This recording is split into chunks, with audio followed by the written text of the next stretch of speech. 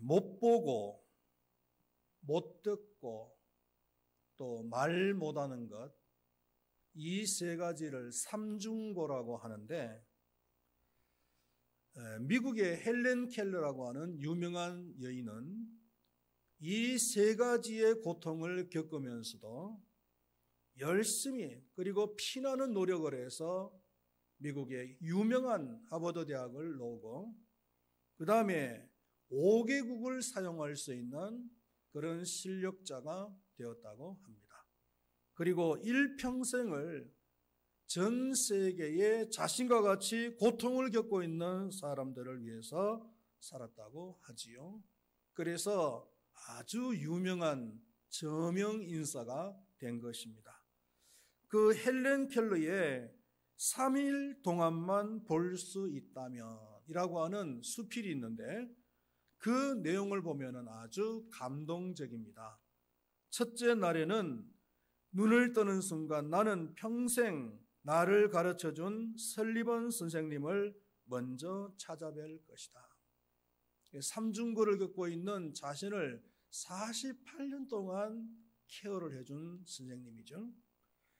그의 인자한 모습, 끈질긴 집념, 사랑의 힘, 그의 성실함, 이 모든 성품들이 나의 가슴 깊이 새겨져 있기 때문입니다. 그 다음 나의 사랑하는 친구들을 바라보겠습니다. 그들의 얼굴을 차근차근 바라보면서 그들의 모습을 똑똑히 기억하여 두겠습니다. 그리고 산과 들을 산책하면서 바람에 날리는 잎사귀의 모습, 아름다운 꽃의 색깔의 신비한 조화들을 마음껏 보겠습니다. 그리고 저녁이 되면 서쪽 하늘로 가라앉는 저녁 노을을 보며 하루를 마무리하겠습니다.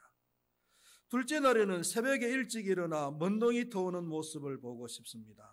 그리고 메트로폴리탄 박물관에 진열된 역사의 작품들을 감상하며 인류의 발자취를 더듬어 보겠습니다.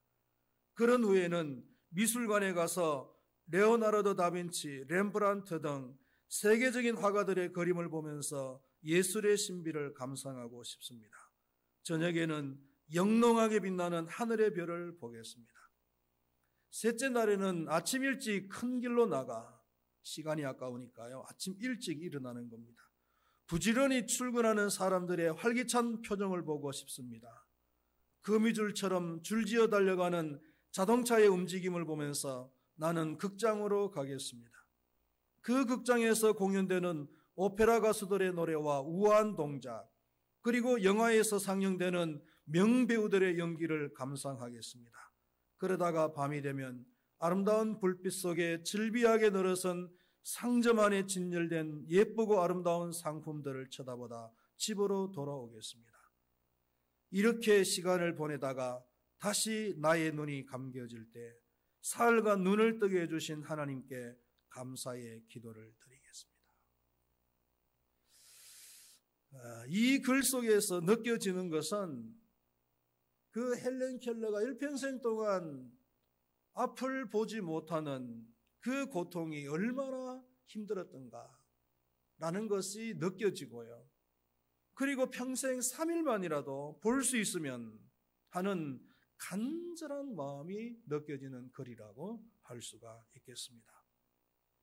이 세 가지 못 보고 못 듣고 그리고 말 못하는 것 중에 한 가지만 잃어도 인생의 반을 잃어버린 것과 마찬가지라고 할 수가 있고요. 이런 사람들은 이 세 가지 중에 한 가지만 잃어도 소외당하고 또 고통스러운 시간들을 보낼 수밖에 없는 것입니다. 근데 우리나라 소설 중에서 벙어리 삼룡이라고 하는 유명한 소설이 있지요. 나도양이라고 하는 소설가가 쓴 소설인데 아마 제목은 다 들어보셨을 것입니다. 영화로도 2번이나 만들어졌다고 합니다.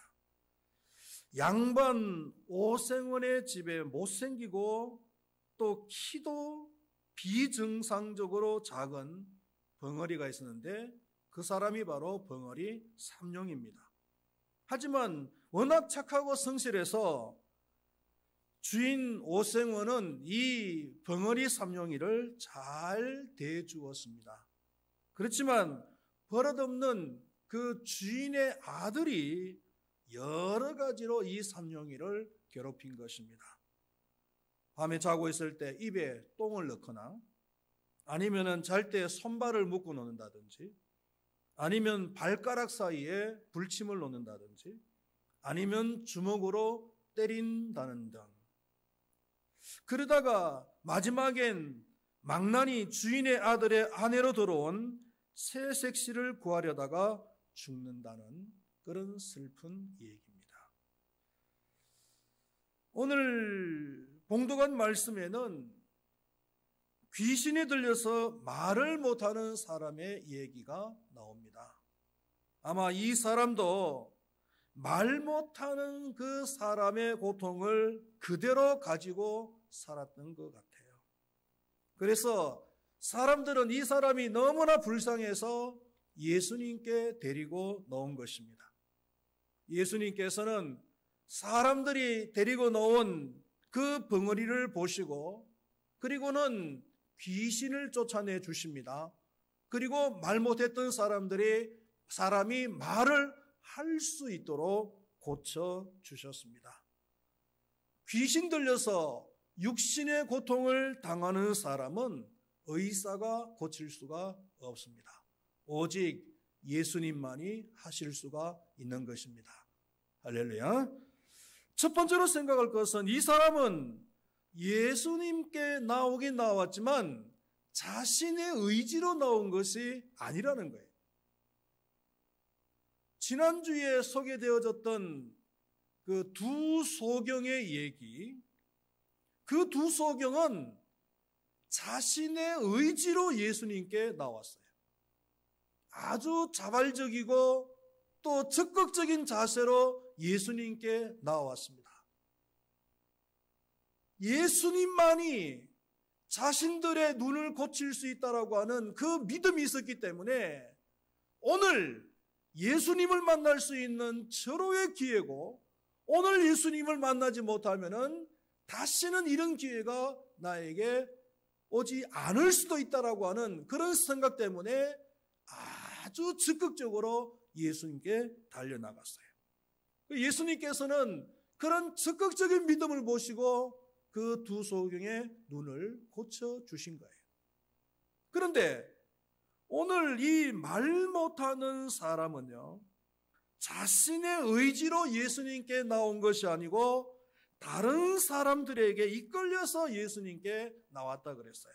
32절 말씀해 보니까 그들이 나갈 때에 귀신 들려 말 못하는 사람을 데려오니, 이 사람들이 귀신 들려서 말 못하고 있는 이 벙어리를 데리고 예수님께 왔다는 거예요. 이 사람이 왜 자신의 의지로 예수님께 나오지를 못했을까요? 아마 이유가 있을 텐데 그 중에 한 가지는 그 귀신이 방해를 했기 때문이에요. 귀신이 가장 싫어하는 것이 뭘까요? 또 귀신이 하는 일 중에서 가장 중요한 일은 사람들이 예수님께 나아가지 못하도록 방해하는 거예요. 왜요? 예수님께 나아가면은 은혜를 받아버리니까.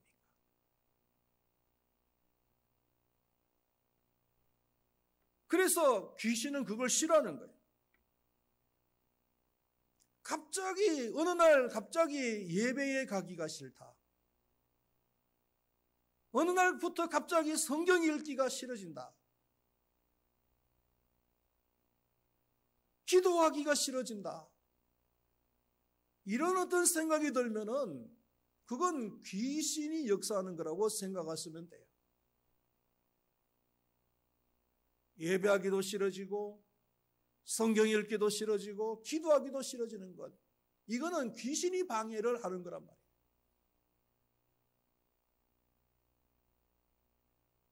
갑자기 무슨 일이 생겨서 교회에 나가기가 힘들어졌어요. 우리는 그 상황을 보지만은 그 상황의 배후에는 일을 바쁘게 만들고 급한 일이 생기게 만드는 것은 귀신입니다. 악한 영입니다.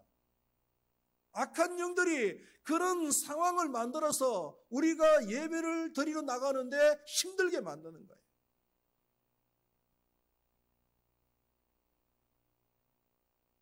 우리는 이것을 이겨나가야 됩니다. 예배 나가기가 싫어진다. 그러면은 여러분들이 딱 감을 잡으셔야 돼요. 영적으로. 아, 지금 귀신이 역사하고 있구나. 악한 영이 역사하고 있구나. 이겨나가셔야 돼요.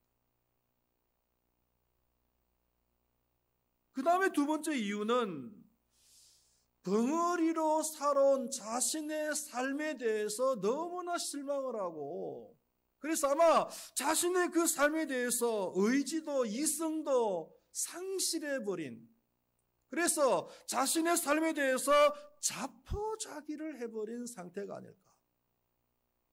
그래서 예수님께 나아갈 그런 의욕조차도 없는 그런 상태가 아니었을까. 이렇게 생각을 할 수도 있는 거예요. 그럼에도 불구하고 예수님께서는 이 사람을 받아주시고 고통에서 건져주셨습니다. 할렐루야. 알고 보면은 사람들은 자신의 의지로 예수님께 나아가는 경우는 거의 없어요. 한번 여러분들도 가만히 생각을 해보세요. 여러분들이 정말 여러분 스스로 교회에 나가서 예수님을 믿은 사람이 있으세요? 우리 최종범 집사님은 좀 케이스가 조금 묘하긴 하신데, 우리 최종범 집사님은 오랫동안 교회를 안 나오시다가 이 칠부산 가셨다가 내려오시는 길에 우리 교회가 보이길래 우리 교회 마당에 스스로 찾아오셨어요. 그리고 사모님을 만나가지고 사모님하고 상담하고, 그리고 이제 그때부터 다시 신앙생활을 하신 분이시거든요. 자기 스스로 찾아서 교회로 돌아오신 분이에요. 펜스 안까지.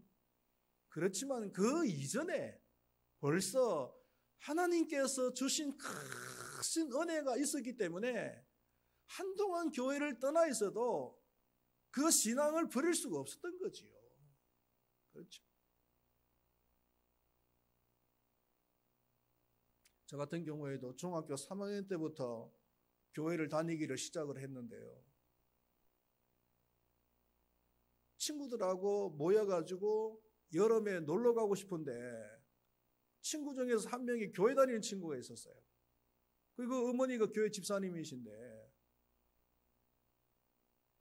그 교회에서 가는 중고등부 수련회 날짜하고 우리가 놀러 가고 싶어 하는 날짜하고 하루가 겹치는 거예요.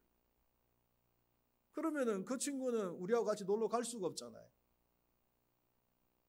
그래서 우리가 타협안을 냈어요. 그 어머니한테.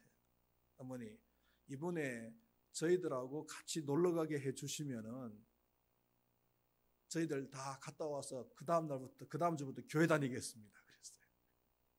그랬더니 그 어머니가 이게 웬 떡이냐 이렇게 생각하시고, 그리고는 그럼 놀러 갔다 와라. 그래서 갔다 오고 그 친구는 수련회 하루 빠지고 그 다음 날부터 수련회를 다 참석을 했어요. 그리고 그 친구 집이 여자 중학교, 고등학교 내에 있는 매점을 하는 집이었어요. 자주 놀러 가는 집인데, 놀러 가면은 그 어머니하고 또 이제 누님이 한 분 계셨는데 얼마나 사랑스럽게 우리를 대해주시고 먹을 걸 많이 내주시는지. 학교 안에 매점이니까 먹을 게 얼마나 많겠어요. 갈 때마다 한 번도 싫은 표정을 안 지으시고요. 그렇게 사랑스러운 표정으로 사랑스러운 말투로 저희들 받아주시면서 먹을 걸 갖다가 마음껏 주시는 거예요. 만약 교회 안 나가면 어떻게 돼요? 갈 수가 없잖아. 그러니까 그게 무서워가지고 그 다음 주부터 교회를 안 빠지고 다니기 시작한 거예요. 자발적으로 자신의 의지로 교회를 나가고 예수를 믿은 경우가 아니지요. 누군가의 도움, 누군가의 인도를 따라서 교회를 나가요. 아마 여러분들 대부분이 다 그럴지도 몰라요. 신학적으로 인간은 스스로 하나님 앞에 나아갈 수 있는 능력을 상실했다. 이렇게 정의를 내립니다. 왜요? 인간은 전적으로 타락한 존재이기 때문에. 그래서 전도가 필요한 거예요. 누가복음 14장 23절 말씀에 보면은 사람을 강건하여 데려다가 내 집을 채우라. 하나님 앞에 나아갈 수 있는 그 능력을 상실해버렸기 때문에 자신의 자유의지에다가 맡겨두면은 자신의 자유의지를 가지고서 자신의 능력을 가지고서 교회 찾아와가지고 예수님 믿을 사람 없다는 거예요.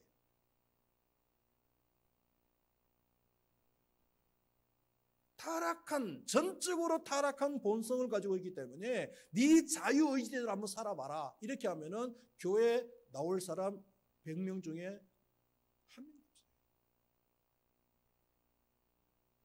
없어요. 여러분들의 그 자녀들을 양육을 할 때 신앙의 그런 자유의지에다가 맡긴다. 굉장히 막 멋있는 교육 방식 같지만은 그러나 성경적인 방식이 아닙니다. 어릴 때는요, 강건해서 교회에다가 앉혀놔야 돼요. 그리고 말씀을 듣게 만들어야 돼요. 예배 훈련을 시켜야 돼요.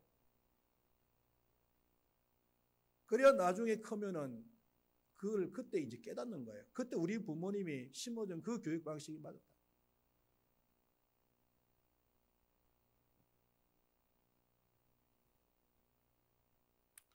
자, 말 못하는 사람이 자신의 의지를 가지고서 넣은 것이 아님에도 불구하고 예수님께서는요, 그 벙어리의 병을 고쳐주시는 거예요. 아마 이 사람은 무슨 영문도 모른 채 예수님께 나와왔을지도 몰라요. 그럼에도 불구하고 예수님께서는 그 사람의 육신의 고통과 그리고 마음의 고통을 다 아시고 그리고 다 치유해 주신 거예요. 우리가 성경을 읽어보면은 예수님께서는 그 사람이 어렵고 또 고통이 심할수록 그들과 더욱 함께 하시고 그들을 인도해 주시는 것을 보게 됩니다. 할렐루야. 할렐루야. 믿으시기를 바라겠습니다. 우리가 힘들고 어려울수록 주님께서는 우리와 더욱더 가까이 하시고 더 함께 하시는데 근데 우리는 그걸 잘 몰라요. 그래서 그 신앙 고백을 잘 할 줄 모른다는 거예요. 왜 그런 줄 아세요? 첫 번째로는 사람은요, 감정의 동물이에요. 감정의 동물이기 때문에 이 감정적으로 너무 힘들면은 그 감정 너머의 것을 잘 못 봐요. 너무 슬프다. 너무 화가 난다. 그 슬픈 상황만 보지, 그 화가 나는 상황만 보지, 그 슬픈 상황, 그 화가 나는 상황 너머의 것을 잘 볼 수 없다는 거예요. 이게 우리 인간의 한계예요.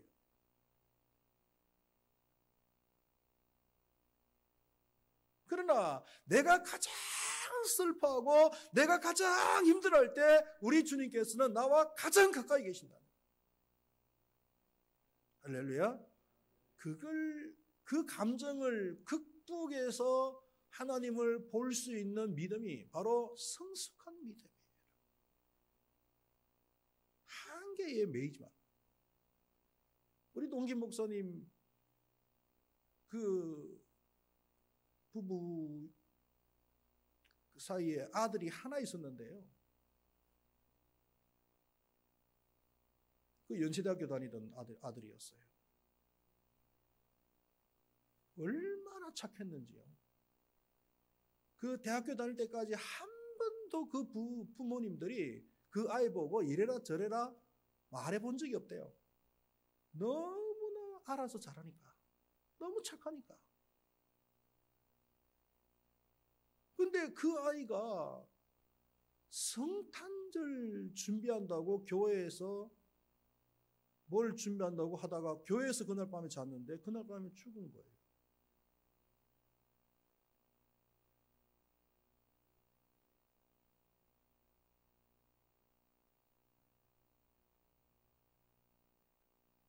이게 말이나 됩니까? 외아들이에요.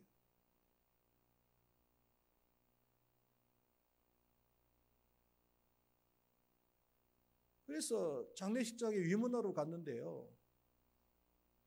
저는 그 부부가 정말 막 죽을 것 같은 그런 고통 속에 휩싸여져 있는 줄 알았어요. 근데 갔더니 그 사모님이요. 오히려 저희들에게 위로하는 거예요. 뭐라고 위로하느냐 하면은 하나님께서 왜 이렇게 착하고 똑똑한 아들을 이렇게 데려가셨는지 처음에는 자기들이 이해를 못했다는 거예요. 이해를 못했는데 시간이 가면서 하나님께서 주신 그 깨달음이 뭐냐 하면은 자기네들이 목회자잖아요. 목회자는 정말 주님의 그 마음을 가지고서 목회를 해야 되는데 하나님께서 그 독생자 예수 그리스도를 그 죄인들을 위해서 주시는 그 마음이 어떨까?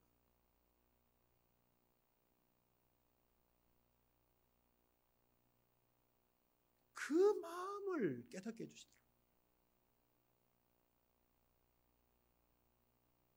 앞으로 너희들이 목회에 나갈 때 이 마음을 가지고서 이 하나님의 마음을 가지고서 목회라. 그동안에 너무 철이 없었다는 거예요. 목회자가 되었지만 너무 철이 없었다는 거죠. 설교도 직업적으로 그냥 사무적으로 하고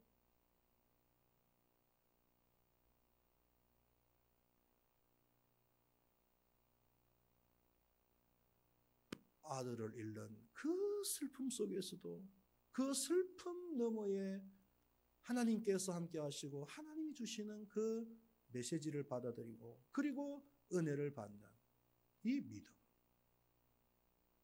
이게 바로 진짜 성숙한 믿음이에요.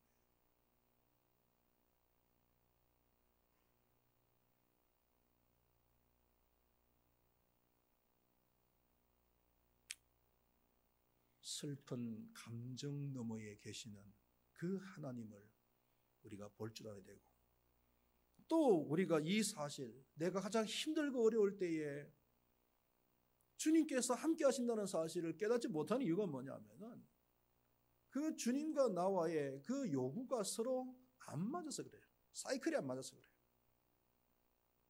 주님께서 우리에게 오직 한 가지 요구하시는 것이 있다면 그게 뭐겠어요? 믿음이잖아요. 다른 거 아무것도 안 보시고 오직 믿음만 보시는데 우리는 믿음을 갖다가 하나님 앞에 인정받기보다는 우리의 요구만 자꾸 관철을 시키려고 합니다. 너희는 먼저 그의 나라와 그의 의를 구하라. 그리하면 이 모든 것을 너희에게 더하여 주시겠다. 하나님께서 우리에게 원하시는 건 뭐예요? 우리가 하나님의 나라와 하나님의 의를 구하면서 살아가는 거잖아요. 하나님께서는 그걸 원하시는데 우리가 요구하는 것은 뭐예요? 이 모든 것이에요. 이 모든 것. 하나님의 축복. 거기에만 관심이 있어요.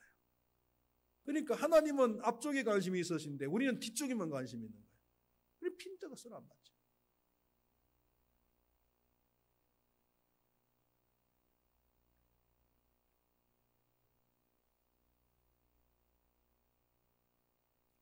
예수님께서는 우리가 알든 모르든 깨닫든 못 깨닫든 간에 내가 가장 힘들고 어려울 때 나와 함께 하시고 나와 가장 가까이 계시고 그리고 내 고통을 이해하시고 들어주시는 분이십니다.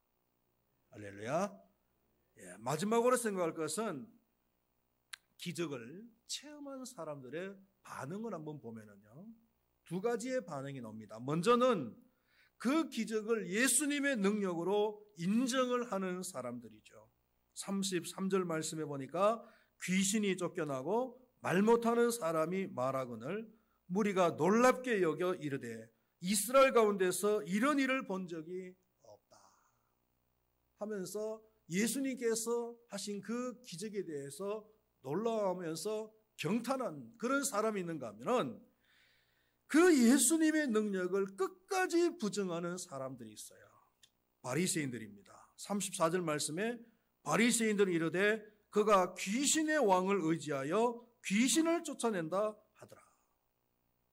아니 자기네들 눈앞에서 이런 기적을 행했음에도 불구하고 그 예수님이 바로 하나님의 아들 메시아로서의 기적을 행한다라고 생각하지 않고 귀신 중에 왕초다. 이렇게 얘기를 해버리는 거예요. 똑같은 기적을 눈앞에서 경험을 하고도 전혀 다른 그런 반응을 나타내는 두 무리를 우리는 보게 되는 거예요. 하나님께서 똑같은 것을 주셨는데 똑같은 것을 받고도 감사하는 사람이 있는가 하면, 하나님의 축복이라고 생각하고 감사하는 사람이 있는가 하면은 그것을 하나님이 주신 축복이라고 인정을 하지 않는 사람도 있다는 거예요. 목회를 하다 보니 그런 사람들이 많아요. 로마서 1장 21절 말씀에 하나님으로 영화롭게도 아니하며 감사치도 아니하는 사람들이 있다. 목사님 기도해 주세요. 이런 문제가 있습니다. 목사는 열심히 기도 제목을 받고 나면 기도합니다. 특별히 기도 제목을 주시는 분에 한해서는 그냥 기도할 때마다 안 빠뜨리고 계속 그분을 위해서 그 문제를 놓고 기도해요. 그러면은 그 문제가 해결되어졌으면은 뭐 전화로 연락을 하든지 간에 찾아와서 이야기를 하든지 간에 목사님 기도해 주셔서 이 문제가 잘 해결되었습니다. 이렇게 얘기하면 얼마나 좋을까요? 해달랄 때는 언제고 그 문제가 다 해결되어지고 나면은 마치 아무 일도 없었던 것처럼 그냥 지나가 버리는 사람들이 있어요.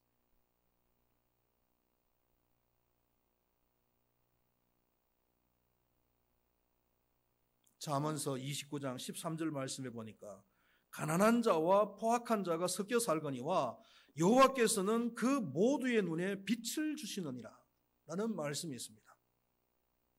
하나님께서 이 세상에 선인과 악인에게 똑같은 혜택을 주셨지만은 그러나 그들이 나타내는 반응은 다르다는 거예요. 선인들은 하나님께서 빛을 주셨을 때 그 빛을 주신 것에 대해서 감사하지만, 그러나 악인들은요 하나님 앞에 감사하지도 아니하고 하나님께서 주신 것이라고 인정도 하지 않는다는 거죠. 불쌍한 사람.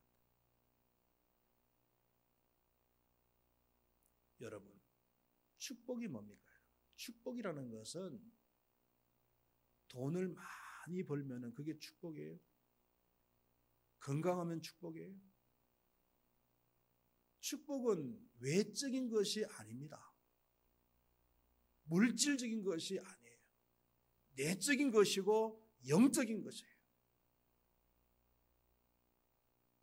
똑같은 것을 놓고도 감사할 줄 알고 그리고 그것을 가지고서 행복하면은 그 사람은 축복을 누리는 것이고, 똑같은 것을 받고도 감사할 줄 모르고 행복할 줄 모르고 불평만 하는 사람이 있다면 그 사람은 축복을 못 누리는 거예요.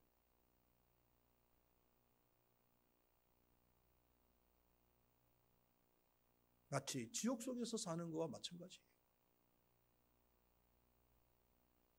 말씀을 맺도록 하겠습니다. 하나님께서는 우리가 가장 힘들고 어려울 때 가장 가까이 하시고 우리의 고통스러운 육신과 환경과 그리고 우리의 그 마음을 잘 이해를 하시고 그 고통을 해결해 주시는 분이십니다. 할렐루야. 우리가 지금 중국 폐렴으로 인해서 많은 어려운 그런 상황을 겪고 있지만, 그러나 반면에 또 하나님의 사랑을 우리가 체험할 수 있는 그런 좋은 계기도 될 수가 있는 줄로 믿습니다. 그래서 하나님께 받은 그 은혜와 사랑에 대해서 충분하게 감사할 줄 알고 기뻐하는 그런 삶을 살아가는 우리 모두가 되면 좋겠습니다. 기도하겠습니다. 하나님 아버지, 우리 하나님은 우리가 가장 힘들고 어려울 때 가장 가까이 계시고 함께 하시며 이해하시고 우리의 모든 문제들을 해결해 주시는 분이신 줄로 분명히 믿습니다. 하나님 아버지, 중국 이 폐렴으로 인해서 우리 한국교회가 많은 어려움을 겪고 있습니다. 그렇지만 이 중국 폐렴을 통해서 또 하나님께서 우리에게 주시는 은혜와 사랑을 경험할 수 있는 또 좋은 기회도 될 수가 있는 줄로 믿습니다.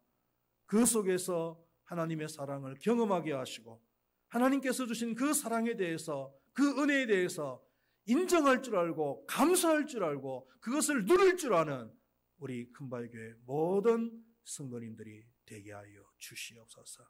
감사합니다. 예수님의 이름으로 기도드리옵나이다. 아멘.